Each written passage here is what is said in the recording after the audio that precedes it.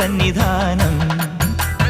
ഇങ്ങിവിടെ താഴ്വരയിൽ എന്നേകാന്ത സഞ്ചാരം. ശരണം ശരണം എൻ്റെ സ്വാമി, എൻ്റെ വിളിയൊന്നു കേൾക്കെൻ്റെ സ്വാമി.